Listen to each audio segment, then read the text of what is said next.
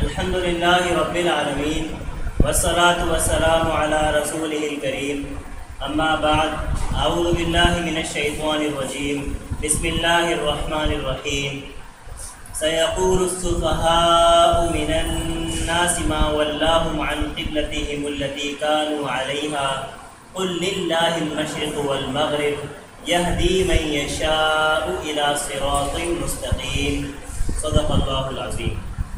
دوسرے پارے میں سورہ بقرہ کے 16 رکوع شامل ہیں، یعنی رکوع نمبر 17 سے رکوع نمبر 32 تک۔ رکوع نمبر 18 17ویں رکوع میں تحویل قبلہ کا حکم ہے۔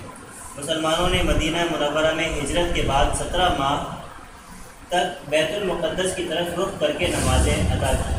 پھر تحویل قبلہ کا حکم آیا اور مسجد حرام کو قبلہ قرار دے دیا گیا۔ اس موقع پر آگاہ کیا گیا کہ صرف قبلہ تبدیل نہیں ہوا بلکہ امت بھی تبدیل کر دی گئی ہے۔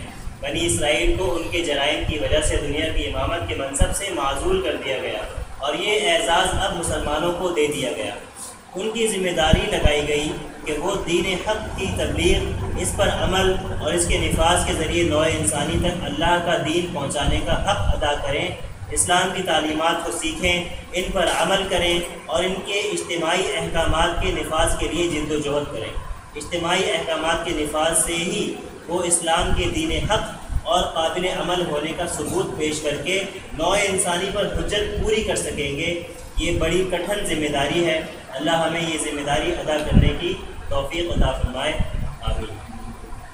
رکوع نمبر 18ویں رکوع میں وہ طریقہ کار بیان کیا گیا ہے جس کے ذریعے نبی اکرم صلی اللہ علیہ وسلم نے وہ صالح جماعت تیار کی جس کی قربانیوں کے ذریعے سے بالآخر اللہ کا دین غالب اور نافذ ہوا۔ آپ نے قرآن کی آیات سنا کر لوگوں کو جھنجھوڑا اور متوجہ کیا۔ جو لوگ متوجہ ہوئے وہ آپ کے قریب آ گئے اور آپ کے جانثار بن گئے۔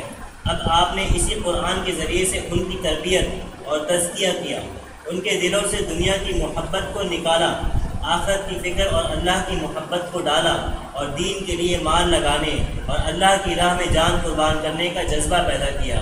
انہیں قرآن کے احکامات سکھائے، پھر ان احکامات کی حکمت بتا کر انہیں دین پر ثابت قدم کر دیا۔ ان ثابت قدم افراد کی جد و جہد سے دین حق غالب ہوا۔ آج بھی غلبہ دین کے لیے اسی اسوہ رسول صلی اللہ علیہ وسلم پر عمل کر کے کامیابی حاصل کی جا سکتی ہے۔ رکوع نمبر 19ویں رکوع میں آگاہ کیا گیا کہ نوع انسانی تک اللہ کے دین کی تبلیغ کا حق ادا کرنا ایک کٹھن ذمہ داری ہے۔ ضروری ہے کہ اس ذمہ داری کی ادائیگی کے لیے اللہ سے مدد مانگی جائے اور صبر و استقامت کی روش اختیار کی جائے۔ حق کی راہ میں مال و جان قربان کرنے کے مراحل آ کر رہتے ہیں۔ جو لوگ ان مراحل میں ڈٹ جاتے ہیں ان پر اللہ کی رحمتیں نازل ہوتی ہیں اور انہیں ہدایت یافتہ ہونے کی سرعت عطا ہوتی ہے۔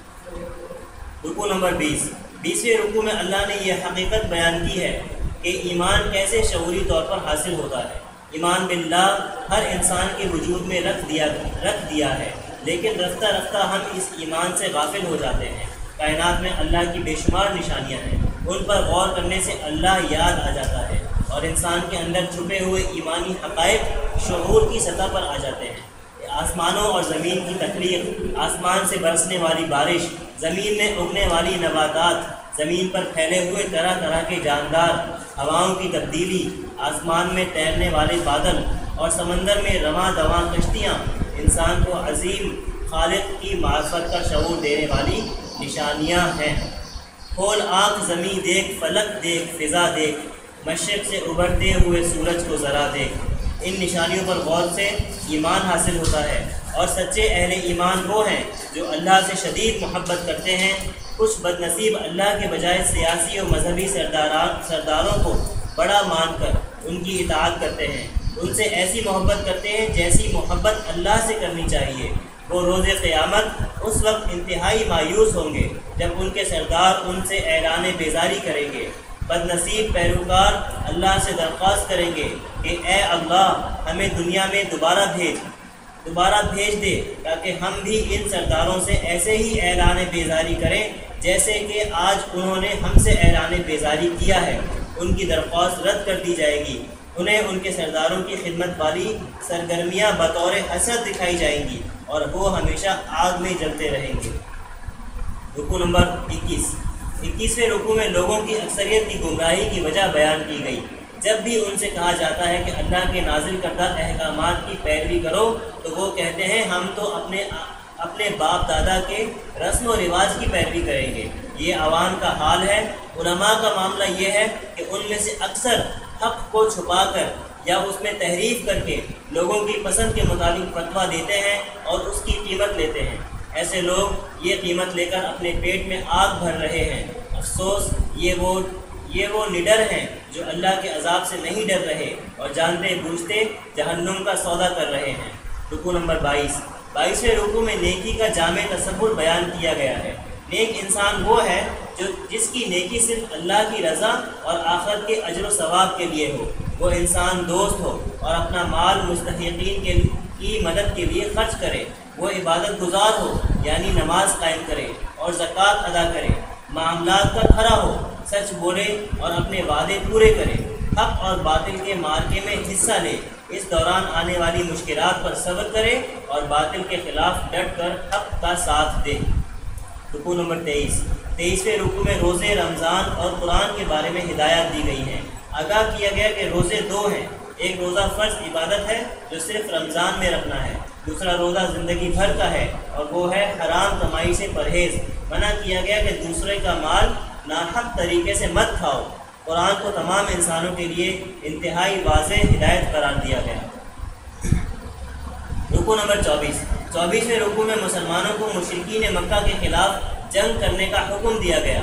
مکی دور میں اس کی اجازت نہیں تھی۔ فرمایا گیا مشرکین سے دین کے غلبے کی منزل سر ہونے تک جنگ کرتے رہو، البتہ ہر قسم کی زیادتی سے منع کیا گیا۔ ایسے لوگوں کو معاف کرنے کا حکم دیا گیا جو ظلم اور شرک سے باز آ جائیں۔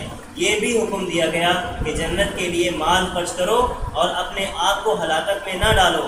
اگر تم جنگ نہیں کرو گے تو دشمن تم پر حاوی ہو جائے گا اور تمہیں ہلاک کر ڈالے گا۔ رکوع نمبر 25ویں رکوع میں مناسک حج و عمرہ کا ذکر ہے۔ حج کے موقع پر دعاؤں کے لیے وسیع وقت ہوتا ہے۔ کچھ بد نصیب وہاں پر اللہ سے صرف دنیا مانگتے ہیں، ان کے لیے آخرت میں کچھ نہیں۔ البتہ وہ لوگ جو اللہ سے دنیا اور آخرت دونوں کی بھلائیاں مانگتے ہیں، ان کے لیے آخرت میں ان کی نیکیوں کا بھرپور اجر ہے۔ رکوع کے آخر میں حکم دیا گیا کہ پورے کے پورے اسلام پر عمل کرو۔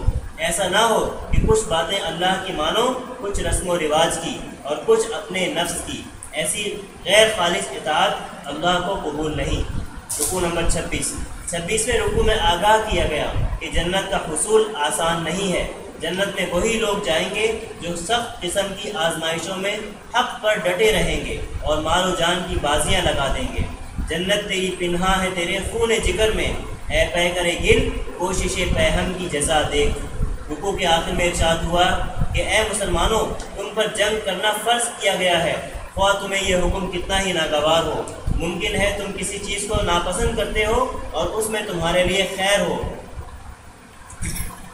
اور ممکن ہے کہ تم کسی چیز کو پسند کرتے ہو اور اس میں تمہارے لیے شر ہو۔ اللہ جانتا ہے اور تم نہیں جانتے۔ رکوع نمبر 27ویں رکوع میں محترم مہینوں میں جنگ، شراب اور جوئے کی حرمت اور یتیموں کے حقوق کے بارے میں احکامات ہیں۔ حرمت والے مہینوں میں جنگ کے حوالے سے ارشاد ہوا کہ بلا شبہ ان مہینوں میں جنگ کرنا منع ہے، البتہ جو لوگ کفر کر رہے ہیں، اللہ کی راہ سے روک رہے ہیں اور شرک کر رہے ہیں، ان کے جرائم اس سے بھی زیادہ بڑے ہیں۔ واضح کیا گیا کہ جنت کے صحیح امیدوار وہ لوگ ہیں جو ایمان لائے، اللہ کی راہ میں ہجرت کی اور پھر مال و جان سے اللہ کی راہ میں جہاد کیا۔ اللہ کی راہ میں مال لگانے کا اعلیٰ درجہ یہ ہے کہ انسان ضرورت سے زائد ہر شے اللہ کی راہ میں قربان کر دے۔ رکوع نمبر 28ویں رکوع میں حیض، قسم، طلاق یافتہ عورت کی عدت کے بارے میں احکامات ہیں۔ رکوع نمبر 29ویں رکوع میں طلاق کی مختلف اقسام کا ذکر کیا گیا۔ معاملہ اگر 2 طلاقوں تک ہو تو یہ طلاق رجعی یعنی شوہر اور بیوی رجوع کر سکتے ہیں۔ اگر شوہر نے 3 طلاقیں دے دی ہیں تو یہ طلاق مغلظ ہے، اب رجوع نہیں ہو سکتا، سوائے اس کے کہ خاتون کسی اور مرد سے نکاح کرے اور وہ شخص وفات پا جائے یا اتفاقی طور پر اسے طلاق دے دے تو اب سابقہ شوہر سے نکاح کیا جا سکتا ہے۔ رکوع نمبر 30ویں رکوع میں رضاعت اور بیوہ عورتوں کی عدت کے حوالے سے ہدایات ہیں۔ رکوع نمبر 31ویں رکوع میں اس طلاق کے حوالے سے ہدایات ہیں جو رخصتی سے پہلے ہی دے دی گئی ہے۔ ان ہدایات کے بعد آیت نمبر 238 میں فرمایا حافظوا علی الصلوات والصلاۃ الوسطی وقوموا للہ قانتین، نمازوں کی حفاظت کرو اور بہترین نماز پڑھو اور اللہ کے سامنے عاجزی کے ساتھ کھڑے رہو۔ نماز میں انسان اللہ تعالیٰ کے سامنے جا کر عہد بندگی کو تازہ کرتا ہے۔ انسان بار بار کہتا ہے ایاک نعبد و ایاک نستعین، اے اللہ ہم تیری ہی بندگی کریں گے اور تجھ ہی سے مدد چاہیں گے۔ سرکشی نے کر دیے دھندلے نقوش بندگی، آؤ سجدے میں گریں لوح جبی تازہ کریں۔ جو انسان بار بار اس عہد بندگی کو دہرا رہا ہو، اسی سے یہ امید کی جا سکتی ہے کہ وہ اپنے تمام معاملات خواہ معاشی ہوں یا آئلی اللہ کا کہنا مانے گا اور کسی قسم کی زیادتی اور تقویٰ کے خلاف کام نہیں کرے گا۔ رکوع نمبر 32ویں رکوع میں اہل ایمان کو اللہ کی راہ میں جنگ کرنے اور مال خرچ کرنے کا حکم دیا گیا۔ بشارت دی گئی کہ جو مال اللہ کی راہ میں خرچ کیا جائے گا اسے اللہ اپنے ذمے قرض حسنہ قرار دیتا ہے اور روز قیامت اس کا کئی گنا اجر عطا فرمائے گا۔ اسی رکوع میں بنی اسرائیل کے بزدل لوگوں کی مثال بطور عبرت پیش کی گئی۔ بنی اسرائیل کو اللہ نے فلسطین پر فتح دے دی تھی، رفتہ رفتہ وہ دنیا داری میں پڑ گئے اور اس کے نتیجے میں وہاں آباد ایک مشرک قوم ان پر غالب آ گئی۔ وہ اس مشرک قوم سے ڈر کر اپنے شہر سے نکل گئے۔ اللہ نے ان پر موت طاری کی اور پھر دوبارہ زندہ کر دیا۔ انہیں احساس ہوا کہ جس موت سے ہم ڈر رہے تھے وہ تو یہاں بھی آ گئی۔ اب ان میں اللہ کی راہ میں جنگ کرنے کا جذبہ پیدا ہوا۔ انہوں نے اس وقت کے نبی حضرت سموئیل علیہ السلام سے بادشاہ مقرر کرنے کی درخواست کی۔ نبی علیہ السلام نے اللہ کے حکم سے حضرت طالوت علیہ السلام کو بادشاہ مقرر کیا۔ بنی اسرائیل نے اعتراض کیا کہ یہ بادشاہ کیسے ہو سکتے ہیں، یہ تو مالی اعتبار سے انتہائی تنگ دست ہیں۔ نبی نے جواب دیا اللہ کی نگاہ میں مال کی نہیں بلکہ علم کی اہمیت ہے۔ اللہ نے انہیں علم دیا ہے اور جسمانی قوت دی ہے جو کہ جنگ کے لیے ضروری ہے۔ اللہ ہمیں بزدلی، بخل اور قیل و قال سے بچائے اور اپنی راہ میں مال اور جان لگانے کی توفیق عطا فرمائے۔